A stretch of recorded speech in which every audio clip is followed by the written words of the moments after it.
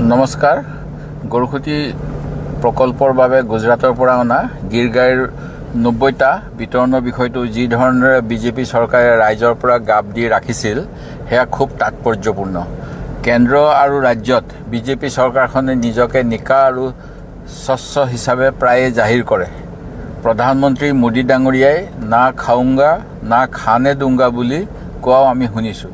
কিন্তু গিৰ গাইৰ বিষয়টোত দেখা গ'ল যে ৰাইজৰ ধন ব্যৱহাৰ কৰি গুজৰাটৰ পৰা অনা গিৰ গাইৰ পৰা 90টা গাই গৰু নিজৰ মাজতে তেখেতসকলে অসমৰ 16 লাখ টকা লোকচান কৰাই বিতৰণ কৰি ল'লে।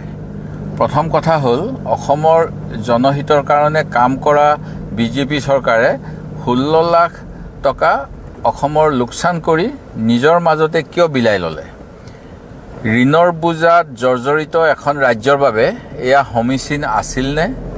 দ্বিতীয় কথা, তেখেতসকলে কৈছে গোহালিবোৰ নিৰ্মীয়মান অৱস্থাত থকা কাৰণেহে বোলে গৰুবোৰ বিলাব লগা হ'ল। ঠিক আছে, মানি লৈছোঁ যে গৰুবোৰৰ কষ্ট নহ'বৰ বাবে তেখেতসকলে সেয়া কৰিলে। কিন্তু যিসকল জনপ্ৰতিনিধি, মন্ত্ৰীৰ কোম্পানী আৰু বিভিন্ন মন্ত্ৰী বিষয়াৰ ঘনিষ্ঠসকলক এই গাইসমূহ কিয় দিয়া হ'ল? কি অৰ্হতাৰ ভিত্তিত ৰাইজৰ ধন খৰচ কৰি অনা গৰুসমূহ কম দামত দিয়া হ'ল? 60 লাখ টকাৰ গিৰ গাইকেইটা বিক্ৰী কৰিবৰ বাবে কিয় মুকলি নিবিদাৰ ব্যৱস্থা কৰা নহ'ল? জনস্বাৰ্থত কাম কৰা চৰকাৰখনে বিভিন্ন বহুমুখী দুগ্ধ সমবায়ক কিয় এই গাইসমূহ লোৱাৰ বাবে ব্যৱস্থা নকৰিলে?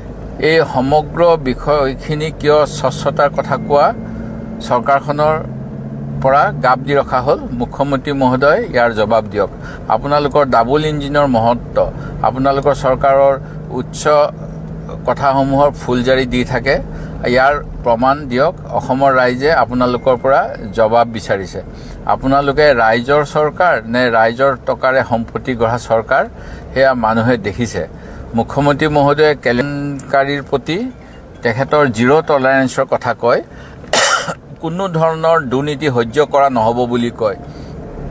যদি সেয়ে হয়, মুখ্যমন্ত্ৰী মহোদয়ে সমগ্ৰ বিষয়টোত এটা তদন্তৰ ব্যৱস্থা কৰক।